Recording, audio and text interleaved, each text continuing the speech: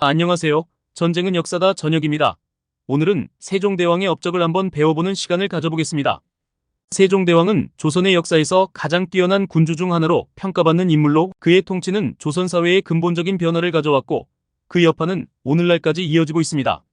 세종은 한글 창제를 통해 한국어와 문화의 정체성을 확립하고 과학기술과 예술, 국방과 법률에 이르기까지 다방면에 걸쳐 혁신적인 정책을 도입함으로써 조선이 안정과 번영을 누릴 수 있는 초석을 다졌습니다.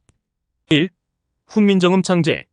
세종대왕의 가장 혁신적이고 주목할 만한 업적은 바로 훈민정음의 창제입니다.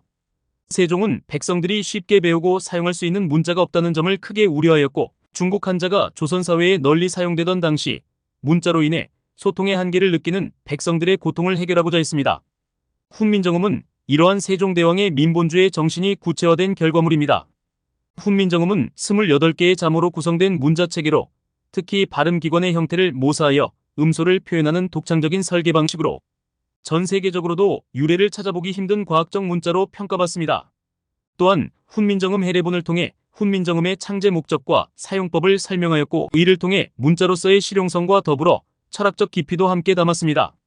이로 인해 세종대왕의 훈민정음 창제는 단순한 문자 개발을 넘어 백성의 지식 습득과 문화적 소통을 증진하는 중요한 도구로 자리 잡았습니다. 2. 과학기술 진흥과 발명. 세종대왕의 통치하에 조선은 과학기술의 눈부신 발전을 이루었습니다. 특히 세종은 천문학과 기상학 분야에서의 발전을 주도적으로 이끌며 백성의 생활과 농업, 생산성 향상을 목표로 여러 발명품을 창조했습니다.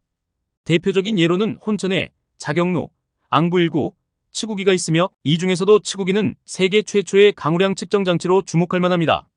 치구기를 통해 조선은 각 지방의 강우량을 기록하고 이를 농사에 반영하여 생산성을 극대화할 수 있었습니다. 이러한 과학기술의 발전은 백성들의 생활 수준을 높이는 동시에 조선의 국력 강화를 도모하는 중요한 정책이었습니다.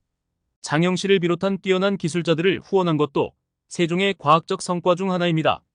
노비 출신이었던 장영실을 발탁하여 관측기구 제작을 이끌었고 이는 신분에 구애받지 않는 인재 등용의 모범을 보여주는 것이었습니다. 세종대왕의 과학기술 진흥 정책은 단순히 성과를 쌓는 것을 넘어 백성들이 직접 혜택을 누릴 수 있는 실용적인 과학기술을 개발하는 데 그 목적이 있었으며 이는 조선의 농업과 상업, 나아가 경제 발전을 가능하게 한 밑거름이 되었습니다. 3. 농업경제와 민생안정. 농업은 조선 사회에서 가장 중요한 경제 기반이었고 세종대왕은 이를 인식하여 농업기술을 체계적으로 정리한 농사직설의 편찬을 지시했습니다. 농사직설은 기후, 지형, 계절에 맞는 재배 방법과 작물 관리에 관한 지침을 상세히 담고 있으며 지방 농부들이 보다 나은 수확을 기대할 수 있도록 실용적인 농업 지식을 제공합니다. 이는 농업 생산성 향상뿐만 아니라 지역 경제 활성화와 백성들의 생활 향상에 기여했습니다. 또한 세종대왕은 세금 정책을 조정하여 백성의 세금 부담을 줄이고 실질적인 생활 향상을 도모했습니다. 이를 통해 백성들은 국가의 부름을 받는 존재가 아니라 국가가 보호하고 함께 살아가는 존재라는 인식을 가지게 되었으며 이는 조선 사회의 안정성을 더욱 공고히 하는 데 큰 역할을 했습니다. 4. 국방 강화와 영토 확장. 세종대왕은 조선의 국방력을 강화하기 위해 특히 북쪽 국경 방어에 신경을 썼습니다. 당시 조선은 여진족과 왜구의 빈번한 침입으로 인해 국경 지역에서의 안정이 절실히 필요했습니다. 이에 세종은 김종서와 같은 유능한 장수를 등용하여 북방을 개척하고 사군 육진을 개척하여 국경선을 확장하고 방어체제를 강화하였습니다. 이러한 국경방어 정책은 조선의 안보를 강화할 뿐만 아니라 국토를 확대하여 백성들이 안전하게 살아갈 수 있는 공간을 확보하는 데 기여했습니다. 또한 해군을 강화하여 외구의 침입을 효과적으로 막는 데에도 힘을 쏟았습니다. 세종대왕의 국방 강화 정책은 조선의 외부 침입에 대한 방어력을 높였고 국내 질서를 안정시키는 데 큰 역할을 했습니다. 이러한 조치들은 조선이 자주국으로서의 자존감을 높이고 백성들이 안정된 삶을 영위할 수 있도록 했습니다. 5.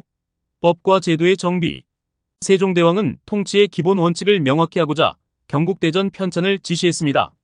경국대전은 조선의 법체계를 확립하고 백성들에게 일관된 법적 기준을 제공함으로써 법적 안정성과 예측 가능성을 높였습니다. 특히 형벌의 적용과 세금 부과 기준, 관료 체계의 운영 방식을 명확히 하여 불필요한 혼란을 줄이고 공정한 통치를 지향했습니다. 또한 법의 체계화는 사회 정의와 국민의 권익을 보호하는 데 중점을 두어 조선이 법치주의에 기반한 국가로 발전할 수 있는 토대를 마련했습니다. 6. 예술과 문화의 진흥. 세종대왕은 조선의 문화적 자긍심을 높이고자 전통음악과 의례를 정비하는 데도 큰 노력을 기울였습니다. 악학계범을 편찬하게 하여 조선의 음악과 예술을 체계적으로 다듬고 궁중의 의례와 예법을 재정비하였습니다. 이는 왕실뿐만 아니라 민간에서도 조선의 문화와 전통을 존중하게 하는 기틀을 마련하였고 나아가 한국 전통음악의 발전을 이끌었습니다. 이러한 세종대왕의 문화정책은 조선의 자주적 문화를 확립하는 데 기여하며 민족적 자긍심을 고취하는 효과를 가져왔습니다. 결론.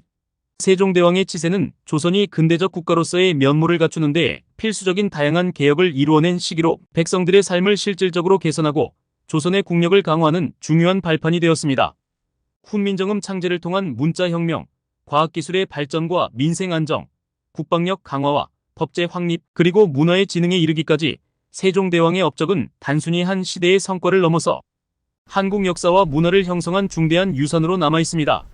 오늘날 세종대왕의 통치 철학과 그의 업적들은 한국인들에게 자랑스러운 역사적 자산으로 평가되며 세종이 지향한 민본주의와 혁신 정신은 여전히 우리 사회의 가치로 존중받고 있습니다.